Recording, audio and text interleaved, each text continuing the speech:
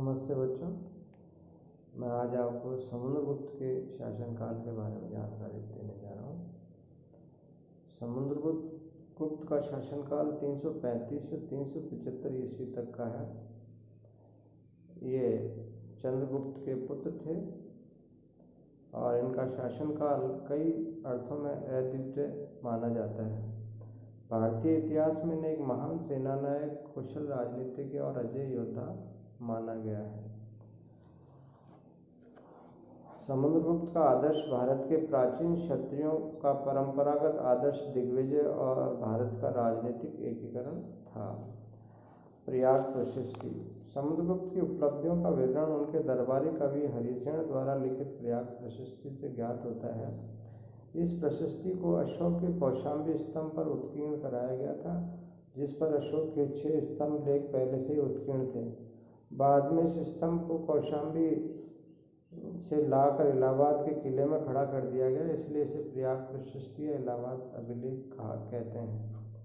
ये अभिलेख संस्कृत भाषा में चंपू शैली में लिखा गया है, जिसमें गद्य और पद्य दोनों का प्रयोग है। इसकी कुछ पंक्तियां क्षतिग्रस्त है। लेख में कोई तिथि नहीं मिलती। हो सकता है कि क्षतिग्रस्त भाग में कहीं तिथि रही हो, लेकिन अभिलेख समुद्रगुप्त के जीवन काल का है। यह 360 ईस्वी के लगभग समुद्रगुप्त की दिग्विजय की परिसमाप्ति के बाद उनके अवशेषों के अनुष्ठान के पूर्व खोदा गया होगा, क्योंकि इसमें अश्वमेध यज्ञ का उल्लेख नहीं है, जबकि जो सिक्के मिलते हैं समुद्रगुप्त के शासनकाल में उसमें अश्वमेध के यज्ञों का उल्लेख है। यह है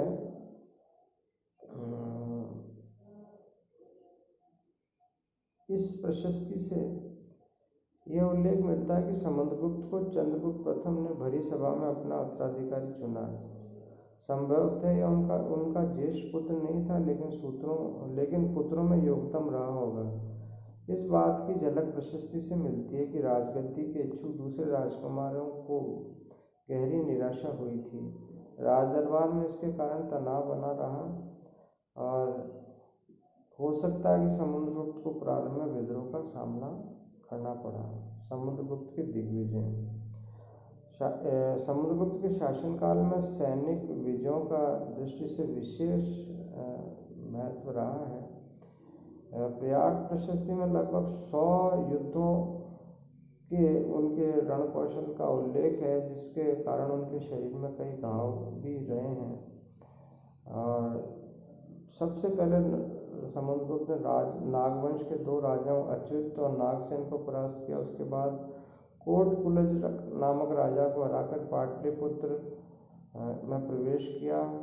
उसके पश्चात उन्होंने अपनी राजधानी को पाटलिपुत्र बना दिया था और यहीं से उन्होंने दिग्विजय प्रारंभ की। और उन दिग्विजयों के विजयों का जो विवरण है वो इस प्रकार से है। आर्यव्रत की विजय। सबसे पहले समुद्रगुप्त ने आर्यव्रत यानी उत्तरी भारत के 9 राजाओं को हराया। इनमें प्रमुख है रुद्रदेव, मतिल, नागदत्त, चंद्रवर्मन, गणपतिनाग, नागसेन, नंदिन, अच्युत और बलवर्मा।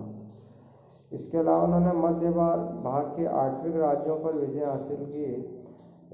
ये जो विंध्याचल पर्वत के आसपास के जंगली जो क्षेत्र राज्य थे वो 8वें राज्य कहलाते थे। उन्होंने उनको अपना सेवक बनाया, वहाँ के शासकों को छोड़ दिया था। इसी प्रकार से दक्षिणापथ की विजय।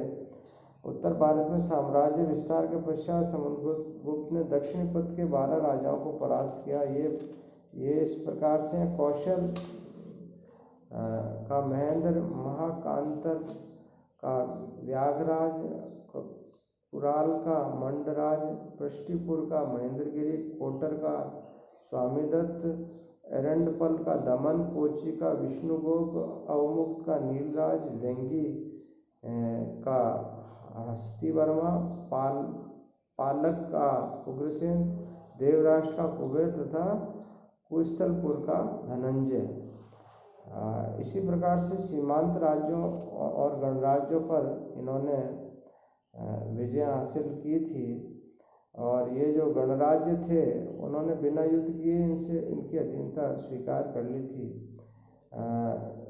इस इस इसके परिणाम स्वरूप सभी ने उनको वार्षिक कर देना प्रारंभ कर दिया और उनकी आज्ञा को मानना तथा प्रणाम आगमन जैसी प्रथाएं उन्होंने स्वीकार कर ली थी।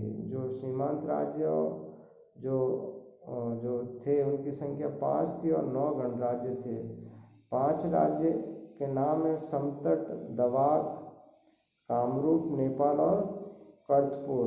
9 गणराज्य में मालव, अर्जुनैन, योधे, मद्र, आभीर, प्राजन्य, संकानिक, काक और खरपाटिक।